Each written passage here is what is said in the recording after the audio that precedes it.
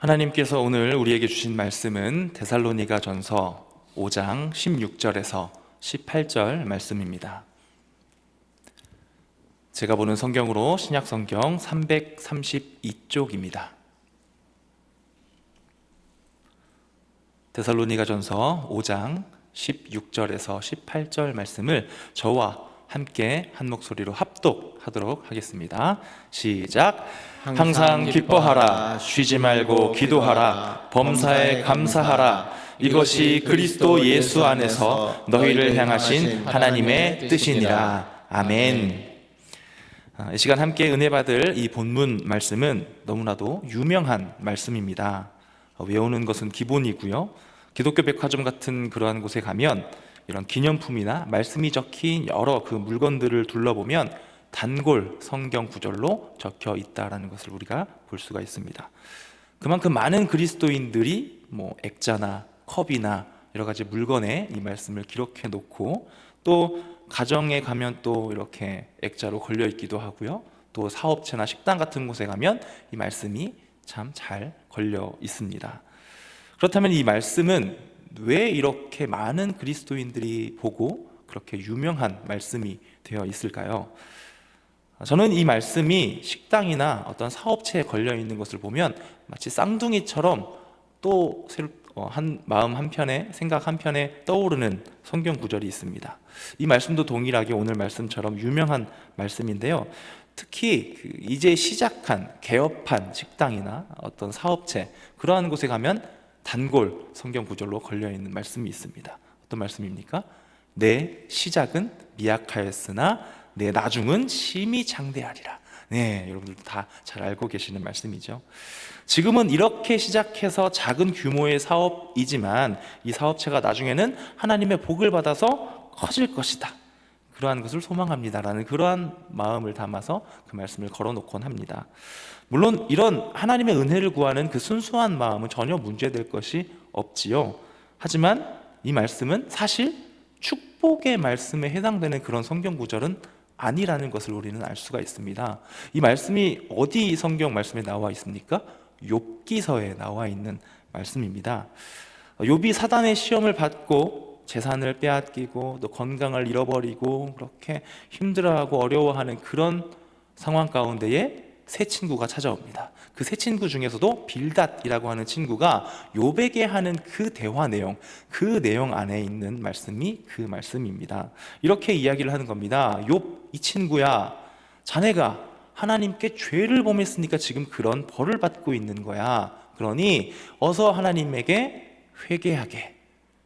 그렇게 회개하면 지금 자네의 상태가 미약해 보이고 연약해 보이고 그렇게 모든 것을 빼앗기고 힘들어 보이는 그런 모습이겠지만, 하나님께서 자네의 죄를 용서해 주신다면 나중에는 창대해지는 그런 하나님의 은혜를 다시 누릴 걸세 라고 이야기하는, 어떻게 보면 그가 욥을 비난하고 지적하고 조금 이렇게 꼬아서 본다면 조롱하기까지 하는 그러한 장면에 나오는 말씀이 바로 내 시작은 미약하였으나 그 말씀이라는 것입니다.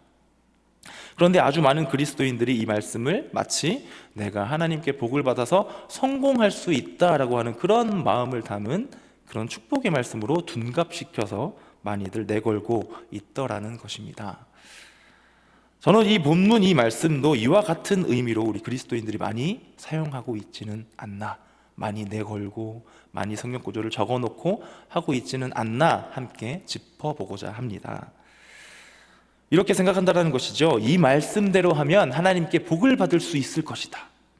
항상 기뻐하고 쉬지 않고 기도하고 범사에 감사하면, 이 말씀에 순종하면 내가 복을 받을 것이다, 이렇게 생각을 하고 이 말씀을 많이 기록해놓고 걸어놓고 보는 것은 아닌가라는 것입니다. 물론 우리가 복을 비는 것 그 자체는 전혀 문제가 되는 그런 행위는 아닐 것입니다. 우리 하나님은 어떠한 하나님이십니까? 우리 창조주 하나님, 우리 아버지 하나님, 늘 우리에게 어떻게 복을 주실까 늘 우리에게 기다리고 계십니다. 복을 주실 것을 기다리고 계시고, 어떻게 우리에게 가장 선하고 좋은 것으로 주실까 늘 우리를 그렇게 바라보시는 아버지 하나님입니다. 그렇다면 우리가 아버지라고 부르는 하나님께 자녀가 부모에게 저 이것 필요합니다, 이것 주세요 라고 하는 것이 왜 문제가 되겠습니까? 너무나도 자연스럽고 맞는 행위라는 것입니다. 그러나 그것이 우리가 이 하나님께 복을 비는 이 기복신앙이라고 하는 것이 원래는 문제가 되지 않는 것인데, 그 기복신앙이 무엇보다 하나님을 사랑하는 그 마음보다 더 앞서버릴 때, 하나님은 온데간데 없고 내가 복을 받기를 원합니다 라는 그 마음이 하나님을 향한 그 마음보다 앞서버릴 때 문제가 된다라는 것입니다. 그래서 우리가 늘 기복신앙을 조심하자라고 그렇게 점검을 하며 나의 신앙을 돌아보곤 합니다. 그래서 오늘 이 본문 말씀을 우리는 일종의 기복신앙적인 의미로 받아들여서는 안 될 것입니다. 그렇다면 오늘 우리에게 주신 이 말씀의 의미를 어떻게 받아들여야 할까? 어떻게 받아들이는 것이 올바른 신앙생활인지 말씀으로 들어가서 함께 은혜를 받도록 하겠습니다. 오늘 설교의 제목은 기뻐하고 기도하고 감사하라고 하는 그 말의 수식어들, 그것들을 제가 한번 이렇게 모아 보았습니다. 항상 쉬지 않는 범사의 비결. 과연 정말 기뻐하고 기도하고 감사하는 것의 참 목적, 참 뜻은 무엇이며, 이 세 가지를 항상 쉬지 않고 범사에 해낼 수 있기 위해서는 어떤 노력과 마음가짐이 필요한지, 이 세 가지 정도의 해석 방법을 통해서 그 참뜻을 깨닫고 은혜 받는 복된 시간이 되실 수 있기를 주님의 이름으로 축복합니다. 먼저 오늘 본문 말씀인 이 데살로니가서 말씀의 배경을 먼저 살펴보도록 하겠습니다. 사도 바울이 데살로니가 교회 성도들에게 쓴 편지가 우리가 읽고 있는 데살로니가서이지요. 이 데살로니가는 그리스에서 아테네 다음으로 두 번째로 큰 도시라고 합니다. 지금은 테살로니키라고 불리우고 있는 지역이고요. 사도 바울이 이 편지를 보낼 당시에 그 데살로니가 지역의 상황은 이렇습니다. 이 도시는 여러 민족으로 구성이 되어 있었습니다. 마케도니아인, 그리스인, 로마인, 그리고 상당수의 유대인들과 여러 이방 민족들이 이렇게 섞여서 많은 사람들이 살고 있었습니다. 위치적으로는 콘스탄티노플, 그러니까 지금으로 말하면 튀르키예, 터키, 이스탄불 지역과 로마 제국을 연결시켜주는 굉장히 교통적으로 중요한 위치를 차지하고 있는, 그래서 유동인구가 많고 많은 사람들이 오가고 살고 있는 그러한 지역이 바로 데살로니가라고 합니다. 그래서 이 도시에는 굉장히 다양한 철학 그리고 다양한 종교가 발전할 수 있었다라고 합니다. 특히 이제 여러 이방 민족들이 있었기 때문에 이방 여러 가지 신들이, 그 신을 믿는 사람들이 있었겠죠. 그 이방 신을 믿는 이방 종교인들은 여러 가지 사람들에게 기적을 꾸며서 보여주기도 하고, 또 여러 가지 이렇게 언변을 잘 이렇게 만들어서 사람들을 미혹하고 유혹하고 사람들의 마음을 빼앗게 됩니다. 그런 여러 가지 독특한 말솜씨, 언변, 여러 가지 그런 기술들을 가지고 청중을 현혹했고 사람들의 호기심을 자극하고 약한 본성을 이용했습니다. 그래서 자신들의 이익을 챙기게 됩니다. 마치 오늘날의 이단들처럼 말입니다.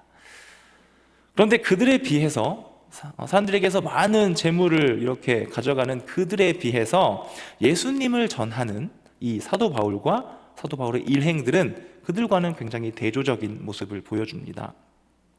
예수님을 전할수록 여기저기서 굴욕을 당하기도 하고요, 쫓겨나기도 합니다. 늘 배고픈 모습, 피곤한 모습, 불편하고 부족한 상태로 다니면서 복음을 전했다라는 것입니다.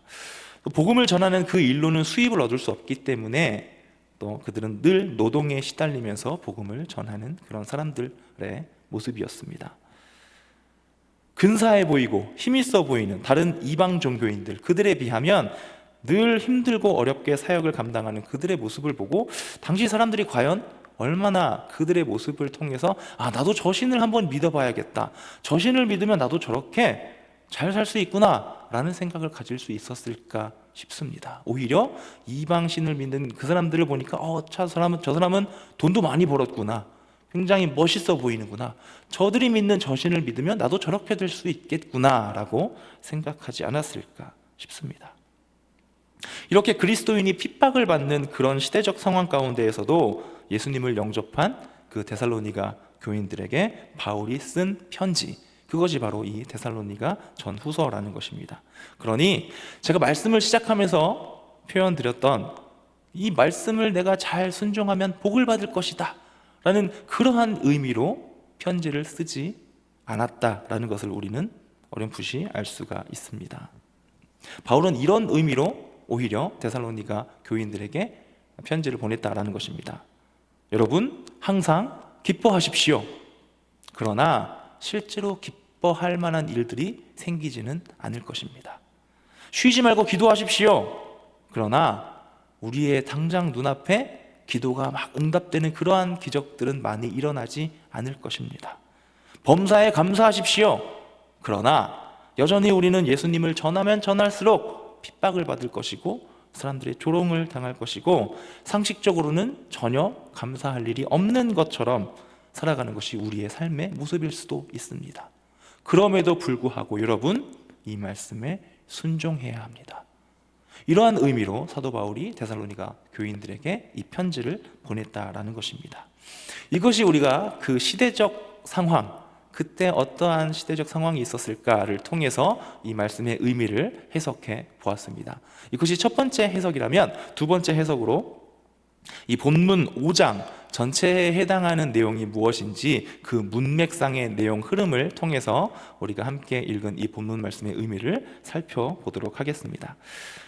특히 오늘 본문이 포함된 이 5장 12절에서 22절까지의 말씀의 내용이 무엇인지 보면, 예수님의 재림을 소망하는 성도들의 바람직한 생활이 무엇인가, 그 교훈을 주는 말씀의 내용인데요. 본문의 앞부분인 12절에서 15절까지는 재림을 소망하는 성도들이 가져야 할 바람직한 상호관계에 대해서 권면하고 있습니다. 그리고 오늘 본문 말씀은 성도들의 바른 일상신앙생활, 일상생활 가운데 어떤 신앙의 모습을 보여야 하는지 그 3대 수칙, 항상 기뻐하고 쉬지 말고 기도하고 범사에 감사하라는 그것을 이야기하고, 이는 곧 우리를 향하신 그리스도 안에서 하나님께서 우리에게 원하시는 것이다 라는 그러한 내용으로 이어지고 있습니다. 역시나 그 앞에 어떤 내용이 나오고 있는가를 연결지어서 보았을 때에도 이 문맥을 통한 해석에서도 이 말씀을 열심히 잘 순종하고 그대로 따르면 내가 복을 받을 수 있겠다라는 그런 의미로 전혀 해석되어지지는 않습니다. 지금 이 말씀은 그저 단순하게 우리는 그리스도인이기 때문에 그리스도인은 항상 긍정적으로 살아야 하고 늘 기뻐하는 그런 표정으로, 그런 모습으로 살아가야 하니 억지로 내 마음을 바꿔서 기쁜 마음으로 고쳐 먹어야 되고, 늘 기도하는 그런 시간을 내가 억지로 가져야 하고, 내가 감사하는 마음으로 억지로 내 마음, 생각을 바꿔야 합니다라는 그런 의미로 우리가 볼 수 있는 것이 아니라는 것입니다. 그때가 언제인지는 알 수 없으나 언젠가는 이 땅에 다시 오실 예수님, 그 재림에 대해서 앞부분에 먼저 이야기를 하고 오늘 본문 말씀이 나오고 있다는 사실을 우리는 기억해야 할 것입니다.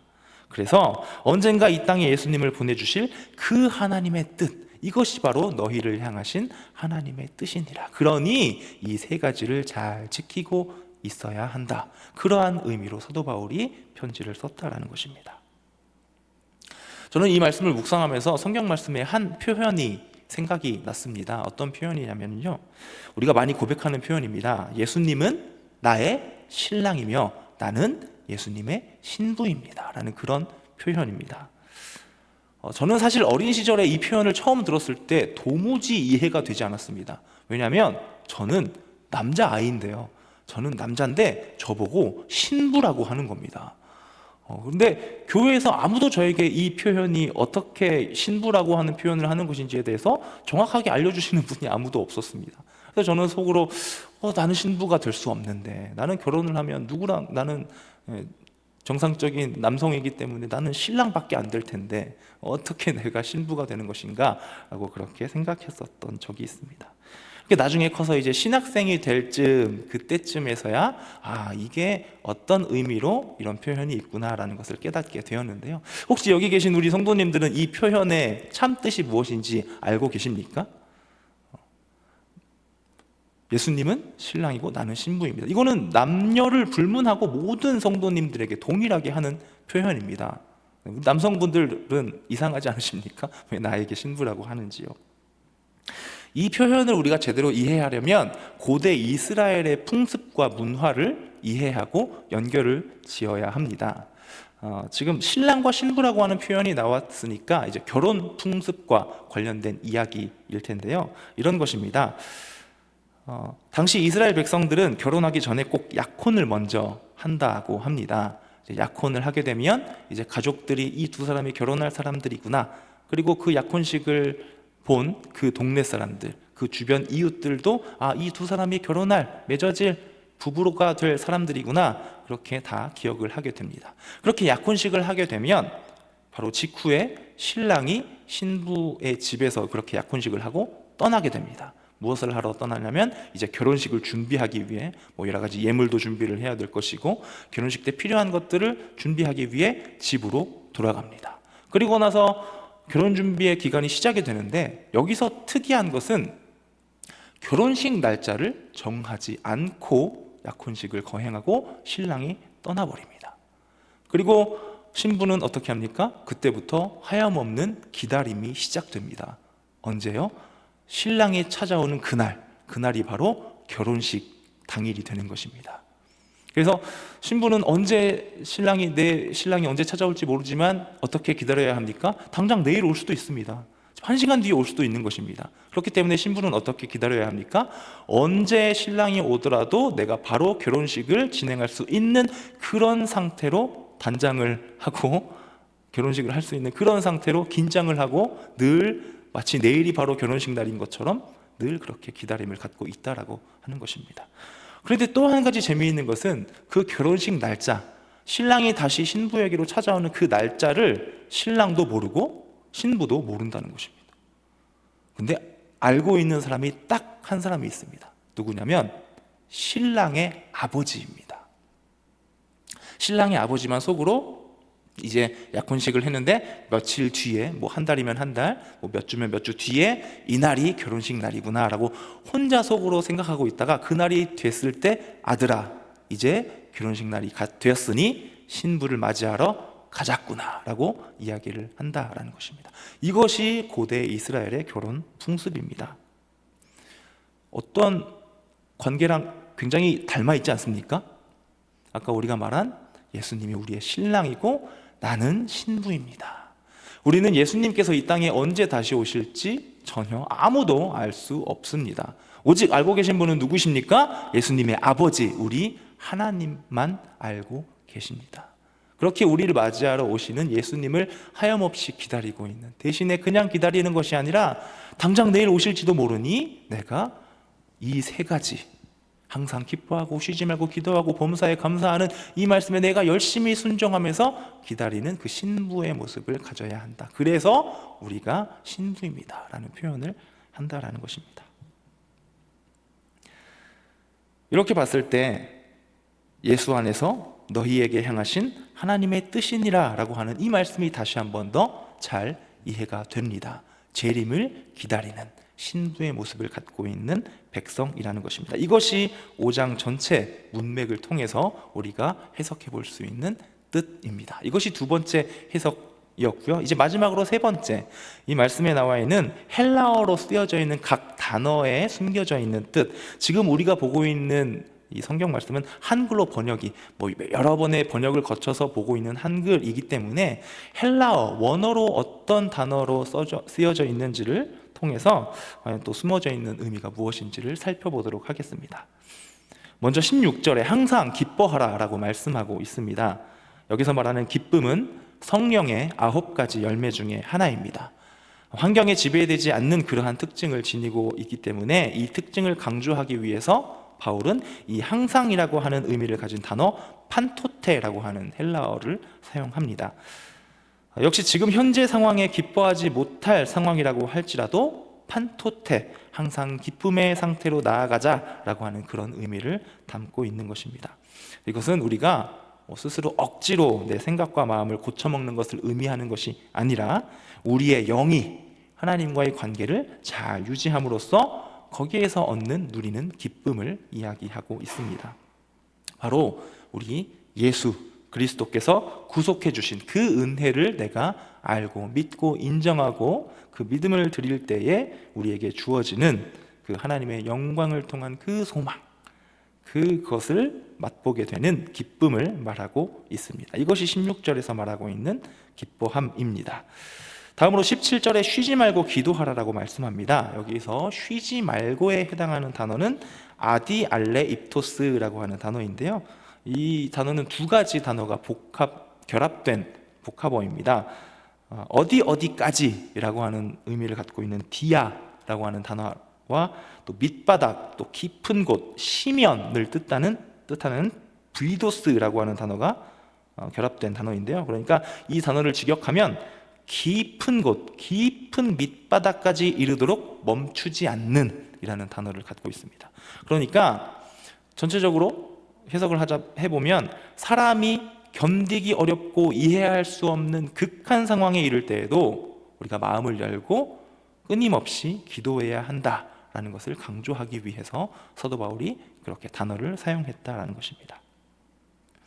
그러니까 쉬지 않는다고 하는 것이 뭐 여러 가지 내가 해야 되는 일을 다 제쳐놓고 무조건 기도 시간 이렇게 많은 시간에 기도 시간을 갖는다라고 하는 그런 의미보다는 기뻐할 수도 없고 또 용서할 수도 없고 때로는 낙심만이 밀려오는 그러한 상황 가운데에서도 기도를 멈추어서는 안 된다라고 하는 그런 의미라는 것입니다.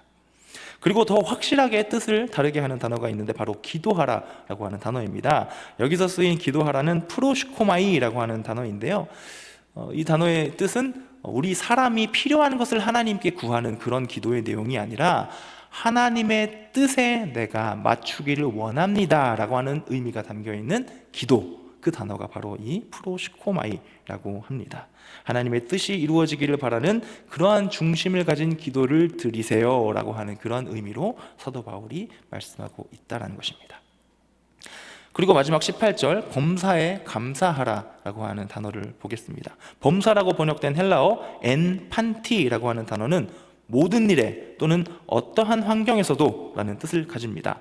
이렇게 어떤 환경 속에서도 감사할 수 있는 비결은 역시 우리가 억지로 지금은 상황은 좋지 않지만 내가 마음을 바꿔야지가 아니라 하나님과의 또 그 영적인 관계 속에서 하나님 아버지의 선함을 깊이 깨닫고 또 그런 신앙 태도를 가질 때에 가질 수 있는 감사, 그것을 이야기하고 있습니다.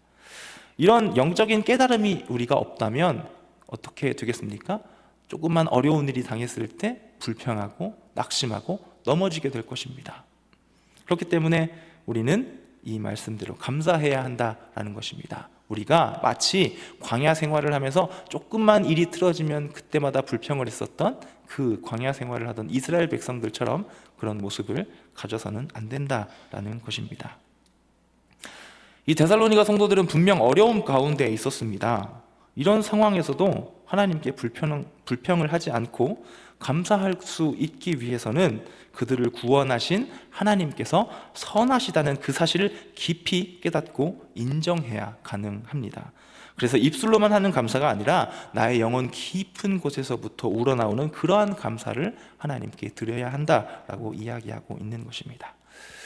이렇게 원문, 헬라어 원문에 담긴 뜻까지 함께 알아보았습니다.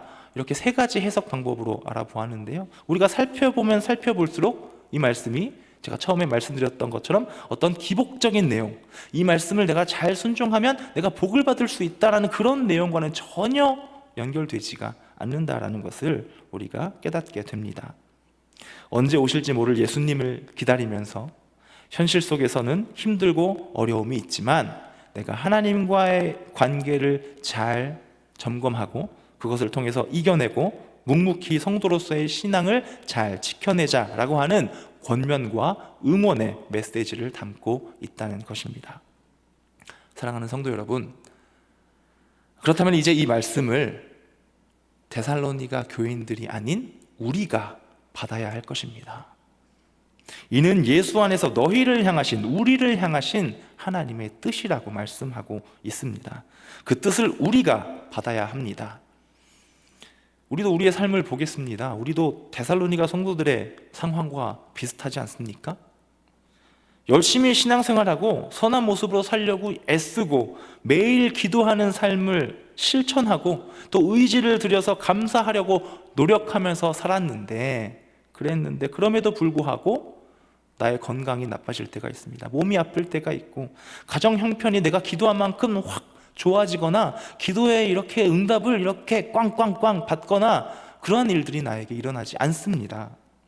남들과 똑같이 경쟁해야 하고 때로는 어떤 사람 때문에 억울하기도 하고 화가 나기도 하는 그런 일들이 반복적으로 우리의 삶에 일어난다라는 것입니다. 이럴 때 우리가 어떻게 해야 한다라고 말씀하고 있습니까? 억지로 나에게 드는 감정을 억지로 눌러서 기쁜 모습으로 바꿔라 라는 것이 아니라 그럴 때일수록 하나님과의 관계를 점검하라는 것입니다. 가장 선하시고 전지전능하신 우리 아버지 하나님, 나와 함께 하시는 하나님을 바라보라는 것입니다. 이제 말씀을 마무리하려고 하는데요, 얼마 전에 마무리가 된 우리 봄 정기신방 그 기간 동안에 제가 섬기고 있는 충성목장의 모 구역 식구분들과 이렇게 예배를 드리면서 제가 말씀을 전하면서 나눴었던 그 이야기를 들려드리고자 합니다. 이 이야기를 들려드리면서 말씀을 정리하도록 하겠습니다. 당시에 저는 우리 구역 식구분들과 하나님을 아는 지식에 대해서 말씀을 나눴습니다. 그래서 저는 그 함께 예배를 드리고 계신 우리 모 권사님들, 그 권사님에게 어떻게 하면 하나님을 아는 지식에 대해서 잘 설명할 수 있을까를 궁리했습니다. 하나님께 기도하면서 어떻게 전할까요? 라고 그렇게 궁리를 하는데 한 가지 아이디어가 떠오르게 해주셨습니다. 제가 그 모 권사님의 정보를 한 가지 알고 있었는데요, 그게 어떤 정보였냐면 이 권사님이 트로트 가수 임영웅 씨의 엄청난 팬이었다라는 사실입니다. 제가 그 사실을 알고 이것을 이용하려고 이렇게 작전을 짜고 말씀을 드렸습니다. 이렇게 설명을 드린 겁니다. 권사님이 대답을 하셨겠죠? 권사님 임영웅 씨 아시죠? 라고 이렇게 여쭤봤더니 그래서 예 알아요 하고 바로 이렇게 대답을 하시더라고요. 그래서 제가 한 번 더 여쭤봤습니다. 임영웅 씨 잘 아시죠? 했더니 그럼요 잘 알죠 하면서 그 표정에서 벌써 화색이 확 이렇게 돋으시는 겁니다. 네, 물론 하나님의 말씀을 들으시면서 이미 화색이 돋으셨지만 또 굉장히 기쁜 마음이 우러나셨던 것 같습니다.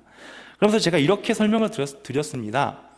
권사님께서 임영웅 씨를 안다라고 표현을 했는데요, 그렇게 알고 계신 것과 또 다른 아는 것이 있습니다. 무엇이냐면 예를 이렇게 들어보겠습니다. 권사님이 그냥 이렇게 연예인을 바라보면서 TV를 보면서 그 임영웅 씨를 내가 알지 어떤 노래를 불렀는지를 아는 것이 아니라 실제로 내가 임영웅 씨랑 만나는 관계, 실제로 만나서 대화도 나눠보았고 실제로 서로 이름도 알고 어떤 인격적인 관계를 이렇게 서로 주고받는 그러한 관계를 맺었을 때에 임영웅 씨를 아는 그 아는 것, 이 두 가지는 어떻게 다를까요? 이 두 가지는 다른 알미입니다 라고 그렇게 제가 하나님을 아는 지식, 하나님을 아는 것에 대해서 설명을 드렸던 적이 있습니다. 그렇게 말씀을 드렸더니 권사님의 반응이 어땠을까요? 저는 이렇게 설명을 드리면 그렇군요, 맞네요, 하나님을 아는 지식이 그렇군요 라고는 그런 반응이 나올 줄 알았는데 이런 반응을 보이시는 겁니다. 좋겠다, 부럽다, 그 사람 누군지 모르지만 그런 반응을 보이시는 걸 듣고 한참을 웃고 말씀을 나눴던 기억이 납니다. 제가 이 말씀을 왜 드렸는지 아시겠죠? 지금 계속해서 하나님과의 관계 이야기를 우리가 나눴습니다. 우리와 하나님의 관계가 마치 이처럼 연예인을 바라보는 것 같은 그런 관계가 되어서는 안 되겠습니다.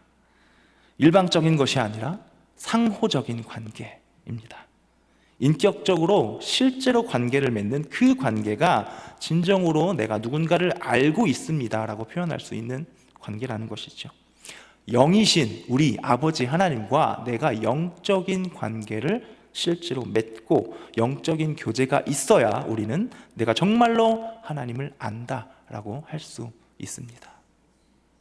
그렇게 하나님을 제대로 알 때 우리의 삶은 이렇게 변할 것입니다. 어떻게요? 본문 말씀입니다. 항상 기뻐할 것입니다. 쉬지 않고 기도하게 될 것입니다. 그리고 범사에 감사하게 될 것입니다. 그렇게 나를 위한, 나의 유익을 위한 어떤 기복적인 그러한 신앙이 아니라 정말로 우리 하나님과, 늘 나를 사랑하시고 나에게 복을 주시기를 원하시는 우리 아버지 하나님과 그 영적인 관계를 통해서 하나님께 시선을 두고 또 하나님 나라의 시선을 두고 살아가는 저와 우리 성도님들 되실 수 있기를 주님의 이름으로 축원합니다. 아멘. 이 시간에 우리 다 같이 찬양하시고 같이 기도하도록 하겠습니다. 아주 잘 하시는 찬양인데요, 오늘 말씀이 정말 그대로 잘 녹여져 있는, 가사에 녹여져 있는 찬양입니다.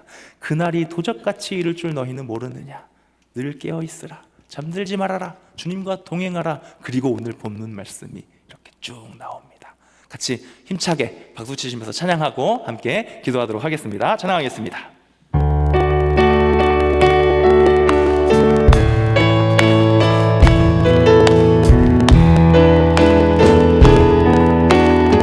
말씀을 생각하시면서 찬양합니다. 그날이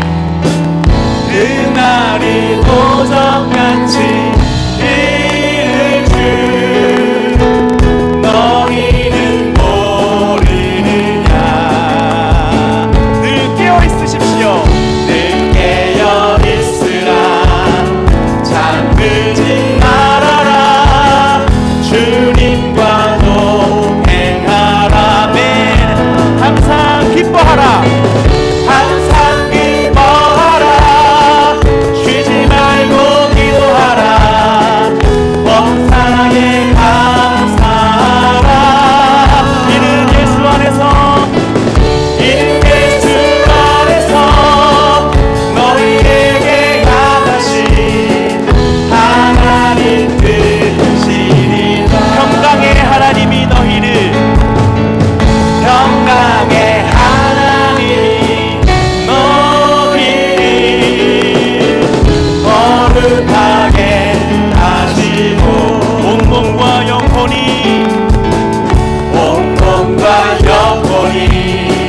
주 오실 그날에 아멘. 흠없는 신부와 같은 모습이 될 수 있기를 소망합니다. 항상 기뻐하라. 항상 기뻐하라. 쉬지 말고 기도하라. 범사에 감사하라. 아멘. 이는 예수 안에서, 이는 예수 안에서 너희에게 향하신 하나님 뜻. 한 번 더 찬양합니다. 항상 기뻐하십시오. 항상 기뻐하라.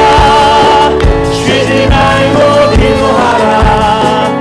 범사에 감사하라. 이는 예수 안에서 너희에게 향하신 하나님 뜻이. 이 시간 두 손 들고 다 같이 찬양합니다. 항상 기뻐하라. 쉬지 말고 기도하라. 범사에 감사하라. 이는 예수 안에서, 이는 예수 안에서 너희에게 향하신 하나님 뜻. 이 시간 우리 다시 주님의 이름을 크게 한번 부르짖고 말씀을 갖고 기도로 나갑니다. 주여, 주님 말씀을 주시니 감사합니다. 하나님 말씀하여 주시니 감사합니다.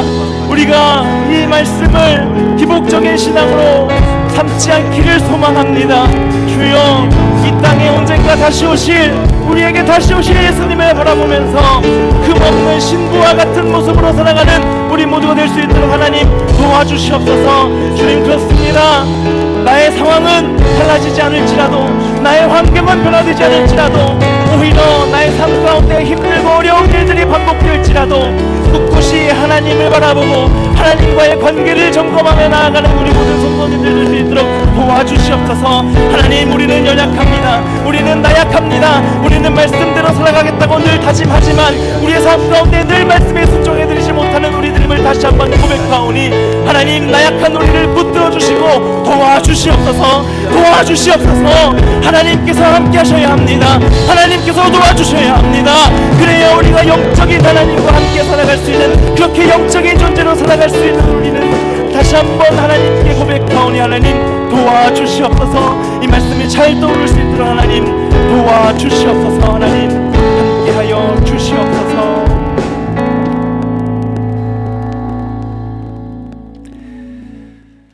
은혜가 풍성하신 하나님 아버지, 이 시간 우리에게 말씀하여 주시니 감사합니다.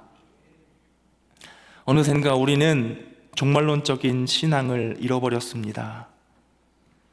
하나님이 계신 그 하늘나라를 위해서 이 땅에 말씀에 순종하고 또 내가 살아가는 이 땅에 하나님 나라가 이루어져 가기를 소망하는 그러한 순수한 신앙들이 사라져가고 있습니다. 그저 이 땅에서 살 동안에 내가 입고 있는 이 육신의 장막의 건강, 내 가족의 풍요, 내 자녀의 형통, 이러한 세상에서 잘 먹고 잘 사는 그러한 것에 초점을 두고 기복신앙이 우리 안에 들어와 있음을 이 시간 고백하오니 우리를 불쌍히 여겨 주시옵소서.